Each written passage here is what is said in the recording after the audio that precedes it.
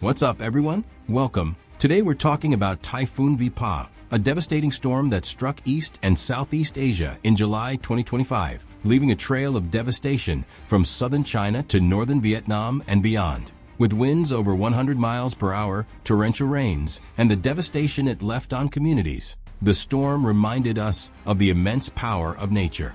In this video, we'll detail where Wipha struck, its devastating impact, the science behind its power, and what's being done to prepare for and recover from the future. Get ready for resilience, loss, and lessons learned. Let's get started. Point 1. The storm's path and initial impact. Typhoon Wipha formed in the warm waters of the South China Sea, rapidly intensifying into a severe tropical storm by mid-July 2025. On July 20th, it made landfall near Taishan in Guangdong Province, China, around 5:50 p.m. local time.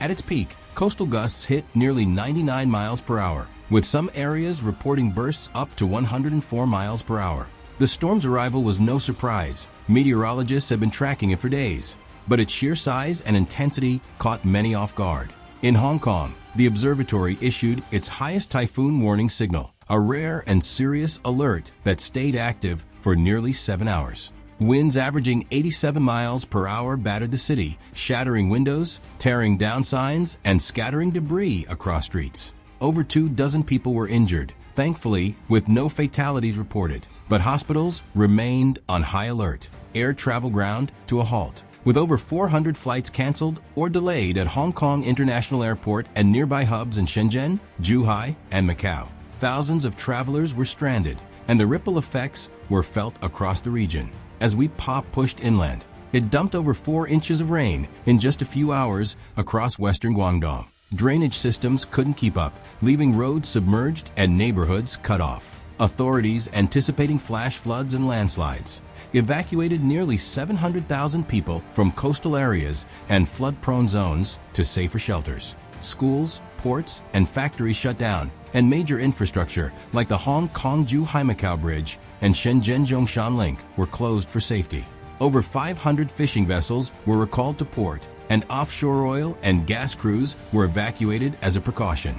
Point 2. Vietnam's tragedy and regional impacts. While China bore the brunt of Wipha's landfall, Vietnam faced its own nightmare. The typhoon's outer rain bands triggered deadly conditions, most tragically in Ha Long Bay, a UNESCO World Heritage Site.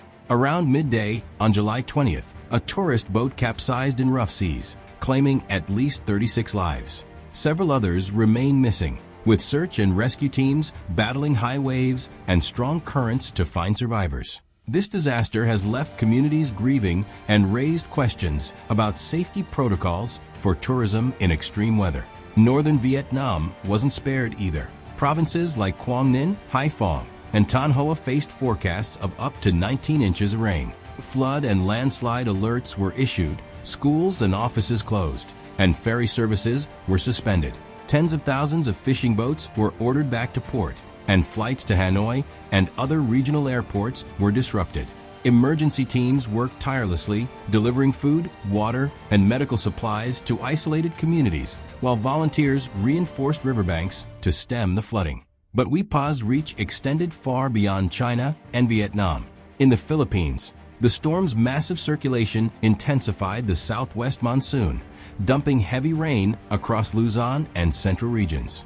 Nearly 370,000 people were affected, and around 90,000 were forced to evacuate as floodwaters rose. Tragically, at least 3 people died in rain-induced landslides and flash floods. In Taiwan, the storm's outer bands caused localized flooding and disrupted transportation. South Korea saw severe flooding in its southern provinces, with at least 18 confirmed deaths and 11 people still missing. Japan's Hokkaido region also faced heavy rainfall, prompting flood advisories and evacuations in landslide-prone areas. Point 3. The science behind Wipha's power. So, what made Typhoon Wipha so destructive? Meteorologists point to a perfect storm of conditions. First, sea surface temperatures in the South China Sea and Western Pacific were unusually warm, providing a massive energy source for the typhoon. Warm water fuels tropical storms by supplying heat and moisture, and Wipha had plenty of both. Seasonal monsoon winds amplified the rainfall, while prevailing easterly winds steered the storm toward densely populated areas in China and Vietnam.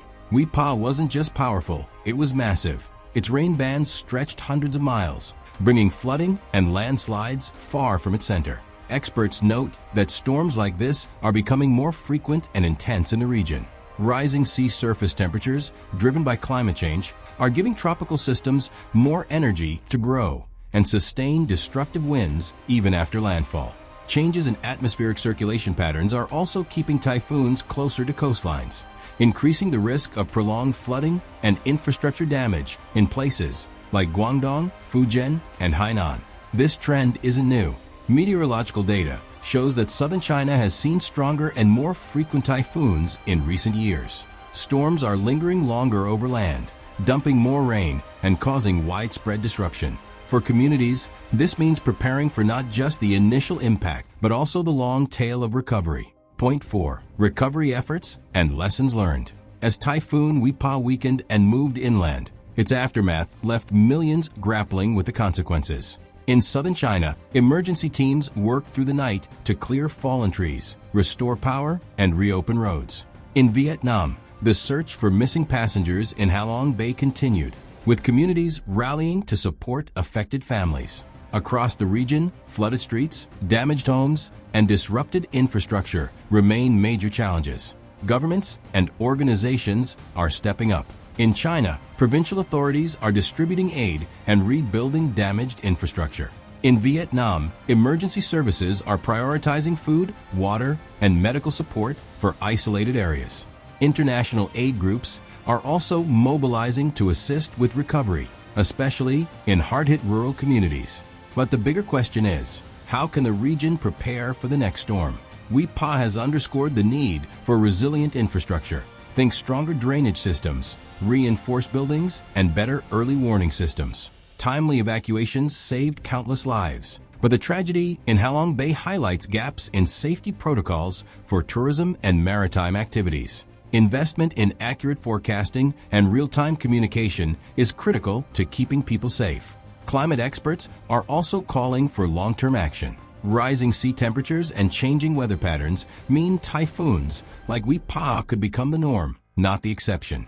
Governments, businesses, and communities need to work together to reduce vulnerabilities, from protecting coastal ecosystems to upgrading urban planning. Left a lasting mark on East and Southeast Asia, from the flooded streets of Guangdong to the tragic loss of life in Halong Bay. As recovery efforts continue, our thoughts are with the families who've lost loved ones and the communities rebuilding their lives. We share our deepest condolences and hope for strength and healing in the days ahead. This storm is a wake-up call. The typhoon season is far from over, and the next big storm could be just weeks away. Stay informed, stay prepared, and stay safe. If you found this video helpful, give it a thumbs up, subscribe, and hit the bell for more updates on the stories that matter. Let us know in the comments how your community prepares for extreme weather, and we'll see you in the next one.